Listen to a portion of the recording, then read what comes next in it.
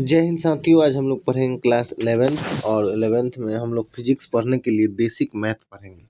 ठीक है, क्योंकि फिजिक्स पढ़ने के लिए बेसिक मैथमेटिक्स का ज्ञान होना बहुत ही ज़रूरी है। तो आइए इसको हम लोग पढ़ते हैं और देखते हैं। सबसे पहले दोस्तों हम लोग इसको जानेंगे, वेक्टर के बारे में पढ़ेंगे। वेक्टर क्या है, जैसा कि आप लोग देख सकते हैं यहाँ पर लिखा गया है वेक्टर, जिसको हम लोग सदिश कहते हैं। क्लास 1 पढ़ेंगे। सबसे पहले जानेंगे कि भौतिक राशि क्या है। ठीक है, तो जानेंगे इसमें हम लोग भौतिक राशि क्या है। तो आइए यहाँ पर हम लोग देखते हैं। भौतिक राशि जो होता है यानी कि फिजिकल क्वांटिटीज 3 प्रकार का होता है। एक अदिश राशि, एक सदिश राशि और एक प्रदिश राशि। हम लोग अधिकतर 9-10 तक अदिश और सदिश ही पढ़े थे। ठीक है, तो इसको देखिए। प्रदिश राशि यानी कि स्केलर क्वांटिटीज, वेक्टर क्वांटिटीज और टेंसर क्वांटिटीज भी पढ़ेंगे।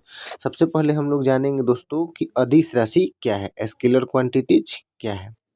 ठीक है, तो देखिए, वैसी राशि जिनमें केवल परिमाण होता है उसे अदिश राशि कहते हैं। परिमाण का मतलब होता है मात्रा, क्वांटिटी। जैसे द्रव्यमान हो गया, चाल हो गया, दूरी हो गया इत्यादि। जैसे अगर यहाँ पर आप लोग देख सकते हैं, यहाँ पर लिखा गया है 5 kg। जैसे कि आप लोग देख सकते हैं लिखा गया है 5 kg। तो इसमें 5 जो हो गया वो मात्रा हो गया और kg जो हो गया ना वो मात्रक हो गया। ठीक है, उसी प्रकार हम लोग देखेंगे दोस्तों सदिश राशि के बारे में जानेंगे कि सदिश राशि किसे कहेंगे।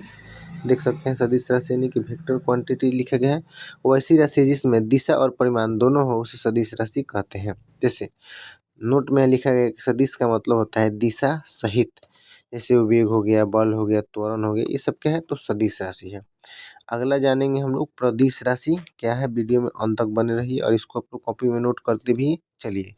प्रदिश राशि यानी कि टेंसर क्वांटिटी वैसी भौतिक राशियाँ जिनमें दिशा का ज्ञान पूर्ण नहीं होता है, ये नहीं तो पूर्णतः अदिश राशि होते हैं और नहीं पूर्णतः सदिश राशि होते हैं। नहीं तो पूर्णतः अदिशे होगा, नहीं तो पूर्णतः सदिशे होगा। चलिए यहाँ पर हम लोग देखते हैं। जैसा कि यहाँ पर आप लोग देख सकते हैं,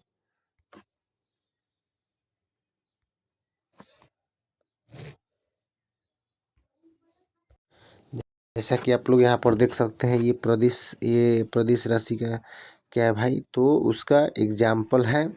यहाँ इस प्रकार रहता है, इस प्रकार नहीं, इसमें दिशा का पूरा ज्ञान नहीं रहता है और ये हो गया। ठीक है, तो आइए यहाँ पर हम लोग अब जानेंगे वेक्टर के बारे में।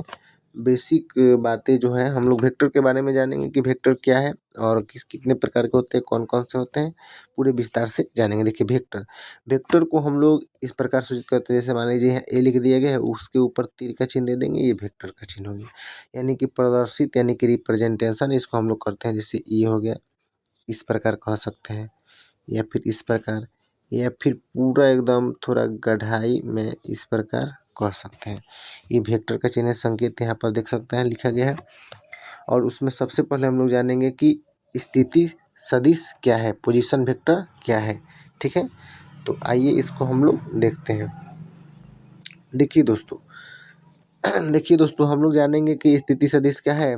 तो यहाँ पर ये मूल बिंदु है, ओरिजिन इसको बोलते हैं। यहाँ से सभी बिंदु जो होते हैं निकलते हैं। जैसे ये वेक्टर ए हो गया, वेक्टर बी हो गया और ये वेक्टर सी हो गया। मान लीजिए एक मूल बिंदु हो गया, यहाँ से एक निकला, फिर दूसरा निकला, फिर तीसरा निकला और ये मूल बिंदु हो गया। इसको हम लोग ए बी और सी मानेंगे। इसको ए मान लेंगे, इसको बी मान लेंगे, इसको सी मान लेंगे। ठीक है, और ओ से लेकर ए तक को हम लोग ओ ए वेक्टर ओ ए से सूचित करते हैं। ओ से लेकर बी तक को हम लोग वेक्टर ओ बी सूचित करते हैं। क्या कहते हैं तो वेक्टर ओ बी सूचित करते हैं। और ओ से लेकर सी तक को हम लोग वेक्टर ओ सी सूचित करते हैं।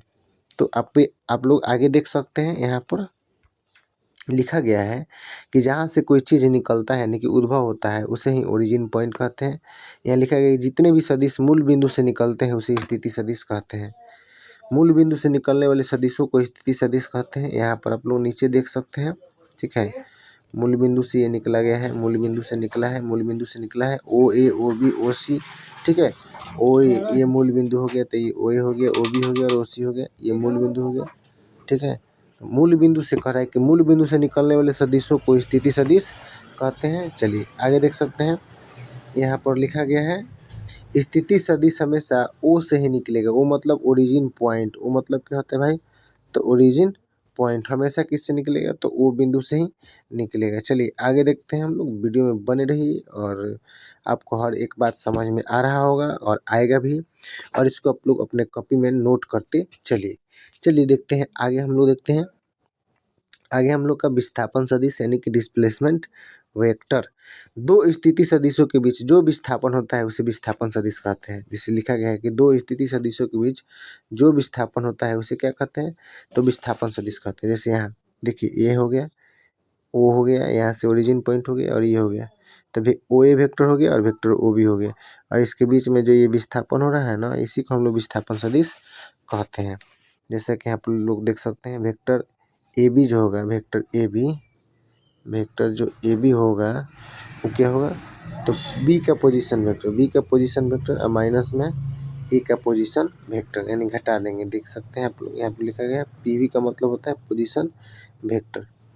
चलिए आगे हम लोग देखेंगे भाई, यहाँ देख सकते हैं लिखा गया है पी क्यू। अगर मान के चलिए P Q position vector P Q लिखा गया है, तो पी क्यू का वेक्टर जो होगा, पहले क्यू का पोजीशन वेक्टर फिर पी का पोजीशन वेक्टर निकालेंगे और यहाँ पर घटा देंगे। देखिए यहाँ पर लिखा गया है, और आगे है हम लोग का सदिश का मापांक मॉडुलस ऑफ वेक्टर। पॉइंट साथियों वो हम लोग का है सदिश का मापांक, यानी कि कहे तो मॉडुलस ऑफ वेक्टर। जैसे यहाँ पर आप लोग देख सकते हैं, ये मॉड, इस प्रकार हम लोग इसको मॉड ए पढ़ेंगे, और किसी भी अगर यहाँ पर देखिए ए के ऊपर ये लगा है तो इसको हम लोग सदिश ए सदिश कहते हैं। तो मॉड के अंदर अगर कोई सदिश है, जैसे मॉड हटता है तो ये सिर्फ ए निकल जाएगा, तो ये अदिश हो गया, ये सदिश है और ये क्या हो गया, अदिश हो गया। मॉड ऑफ वेक्टर ए पढ़ते हैं इसको, मॉड ऑफ वेक्टर ए यानी कि सदिश ए का मापांक।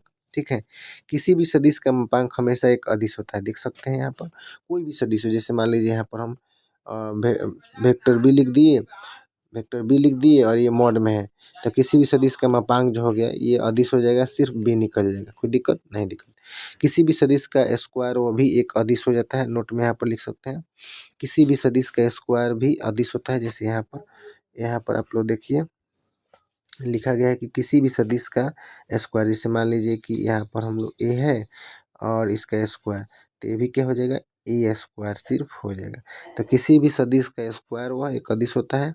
आप लोग नोट में लिखा गया है, देख सकते हैं, और इसको आप लोग नोट करते चलिए। चलिए आगे हम लोग बढ़ते हैं।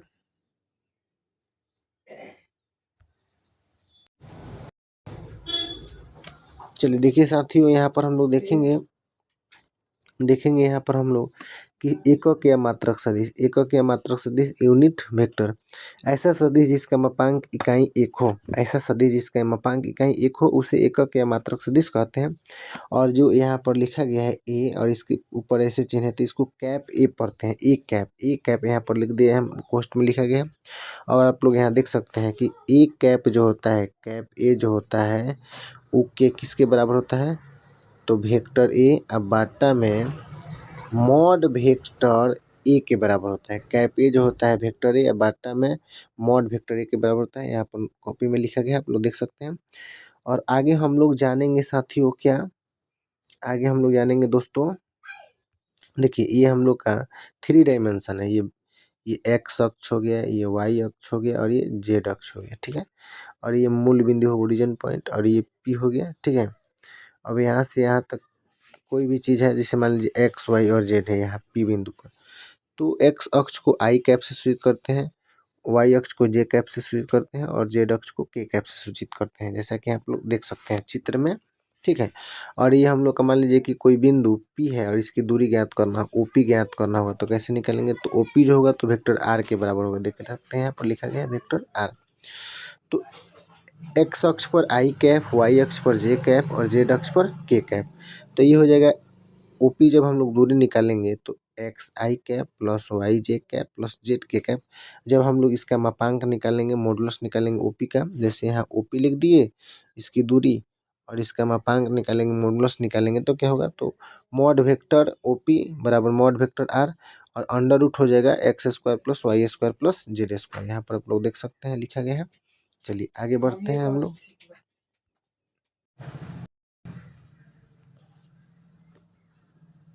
चलिए दोस्तों देख सकते हैं आगे हम लोग का है समांतर सदिश यानी कि पैरेलल वेक्टर। समांतर सदिश यानी कि पैरेलल वेक्टर वैसा सदिश जिसका दिशा समान हो लेकिन परिमाण अलग अलग हो। ठीक है, वैसा सदिश जिसका दिशा जो हो वह समान हो लेकिन परिमाण अलग अलग हो उसको ही हम लोग समानांतर सदिश कहते हैं। जैसे यहाँ पर आप लोग देख सकते हैं कि दिशा सेम है, एक सदिश ये है वेक्टर ए और एक सदिश ये है आपका वेक्टर बी। तो दिशा तो सेम है, दिशा ये दोनों है लेकिन परिमाण में देखिएगा तो मान लीजिए कि ये वाला जो है थोड़ा बड़ा हो गया, ये वाला जो हो गया थोड़ा छोटा हो गया। तो यहाँ पर अगर दो गो सदिश हो और दिशा में समान हो लेकिन परिमाण अलग अलग हो तो उसको समानांतर सदिश यानी कि पैरेलल वेक्टर कहते हैं। और इसके लिए एक फार्मूला होता है कि वेक्टर ए जो होगा वो बराबर होता है, वेक्टर ए जो होगा वो बराबर होता है लैम्डा डॉट वेक्टर बी के। यहाँ पर आप लोग देख सकते हैं, यहाँ नोट कर सकते हैं इसको।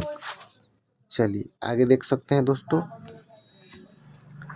आगे देखिए, आगे जो है हम लोग का फ्रेंड्स साथियों देखिए यहाँ पर आगे हम लोग का है समान सदिश यानी कि इक्वल वेक्टर। समान सदिश यानी इक्वल वेक्टर वैसा सदिश जिनका परिमाण और दिशा दोनों समान हो उसको समान सदिश कहते हैं। ठीक है, समान सदिश यानी इक्वल वेक्टर वैसा सदिश जिनका परिमाण और दिशा दोनों क्या हो समान हो उसको समान सदिश कहते हैं। जैसे यहाँ पर देखिए, यहाँ पर दो गो सदिश है। ठीक है, दोनों का परिमाण और दिशा भी सेम है और मान लीजिए ये वेक्टर ए हो गया और ये वेक्टर बी हो गया, तो दोनों का दिशा भी समान है और परिमाण भी समान है। तो इसको लिखते हैं हम लोग वेक्टर ए बराबर में वेक्टर बी। यहाँ पर आप लोग देख सकते हैं नोट में एक पॉइंट लिखा गया है कि प्रत्येक समान सदिश समांतर होता है। सही बात है, क्योंकि समानांतर का मतलब होता है कि दो रेखाओं के बीच की दूरी क्या हो समान। तो प्रत्येक समान, अब मान लीजिए प्रत्येक समान सदिश, तो ये समान है, ये दोनों समान है मान के चलिए। देख सकते हैं यहाँ पर समान नोट में लिखा गया है कि प्रत्येक समान सदिश समांतर होता है लेकिन प्रत्येक समानांतर सदिश समान नहीं होता है। तो प्रत्येक समान सदिश समानांतर होता है लेकिन प्रत्येक समानांतर सदिश समान नहीं होता है। समान सदिश जैसे ये समान है तो ये समानांतर हो गया, लेकिन प्रत्येक समानांतर सदिश जैसे यहाँ पर एक छोटा है और यहाँ एक बड़ा है तो ये समानांतर तो है लेकिन समान नहीं। आगे हम लोग का विपरीत सदिश या ऋण सदिश, अपोजिट वेक्टर या निगेटिव वेक्टर, इसको हम लोग देखेंगे अभी। चलिए इसको देखते हैं। देख सकते हैं यहाँ पर विपरीत सदिश को ही हम लोग ऋण सदिश कहते हैं, यानी अपोजिट वेक्टर या फिर नेगेटिव वेक्टर। यदि दो सदिश दिशा में विपरीत हो, दो सदिश दिशा में विपरीत हो, एक इधर है और एक का दिशा इधर है, तो दो सदिश दिशा में विपरीत हो उसे हम विपरीत सदिश कहते हैं। जैसे ये वेक्टर ए हो गया और ये वेक्टर बी हो गया।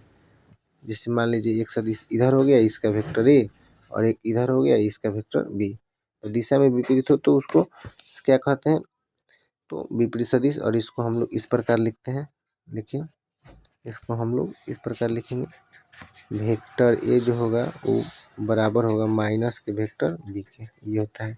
चलिए अच्छा लगा होगा तो वीडियो को शेयर करें और चैनल को सब्सक्राइब करें। चलिए जय हिंद, धन्यवाद।